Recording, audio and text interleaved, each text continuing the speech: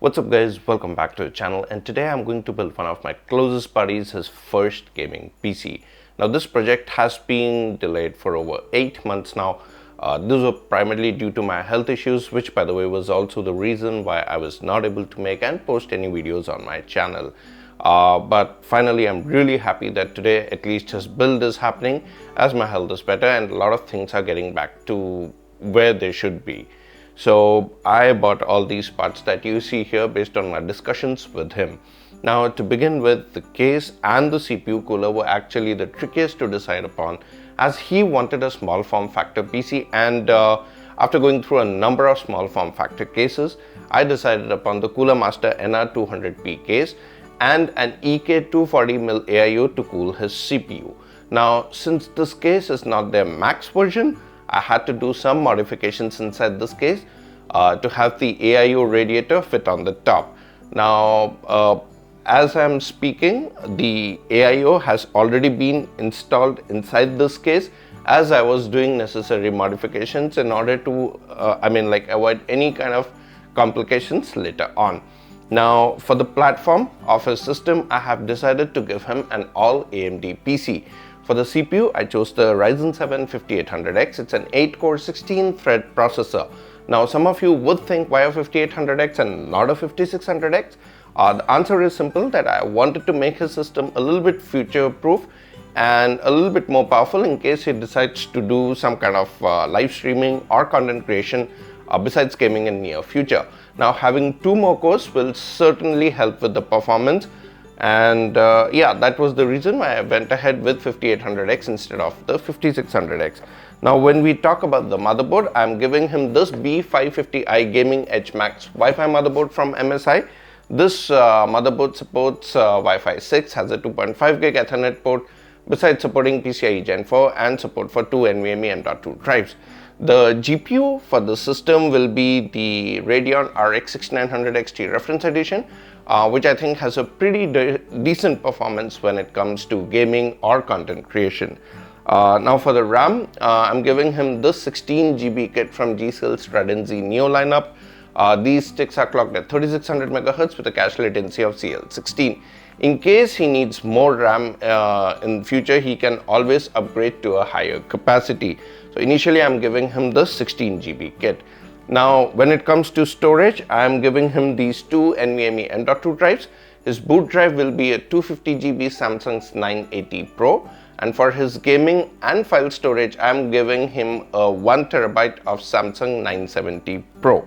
Now for the PSU, I have chosen this Cooler Master V750 Gold SFX power supply, which is a 750 watt power supply and should be more than enough for the system.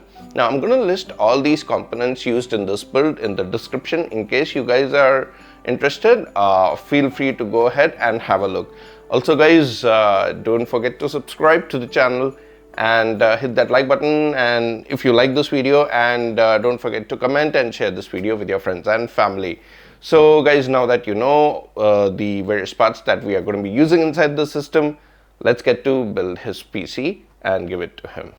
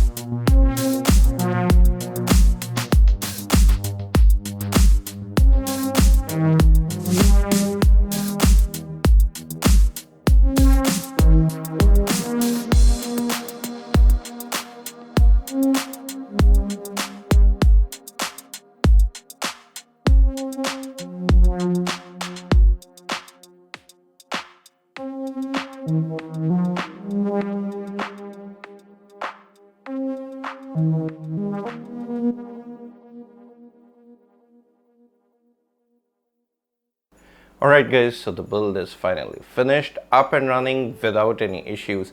It booted into the BIOS the very first time I switched it on, so that was kind of a big relief. Now the PC looks really nice and simple with no fanciness to it. I added a LED strip to the bottom of the case to give it some kind of glow, and honestly it doesn't look bad at all. Now you guys must be thinking, how are the temps inside this case? Well, on stock settings, with just the XMP profile applied, the system idled at around 40 degrees. It was like mid 40s, low 40s, and running Cinebench R23 shoots up the temps to around 80-81 degrees after a continuous run of about 10 minutes. Now, off the camera, I went ahead and installed two fans which came with the case towards the bottom as intake, and top fans on the rad still acting as exhaust, and straight away there was a noticeable difference as the idle temps dropped to low to mid 30s, and the Cinebench R23 temps dropping to low 70s. Now, besides adding the bottom fans, I also tuned the system to run at 4.5 GHz on all cores at 1.24 volts before running the Cinebench R23.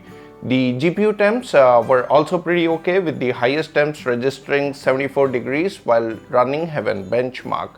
Now, I also applied auto undervolt using Radeon software utility to bring down the temps. Now, these results are all with the side panel on, I mean the side mesh panel which came with the case installed on the system.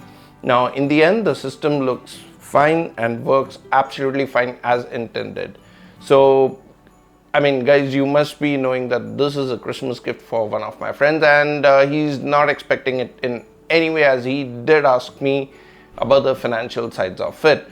Now, I have not reverted back to him, and I'm not going to do that. And honestly, I really hope he likes this surprise and puts it to the full utilization. And guys, I think this is for this time. I hope you enjoyed the video, and thanks for watching. Don't forget to subscribe to the channel, comment down below and let me know what you think about this system, and like this video and share it with your friends and family. As always guys, thanks for watching. Stay happy, stay healthy, stay blessed. Until next time, bye bye.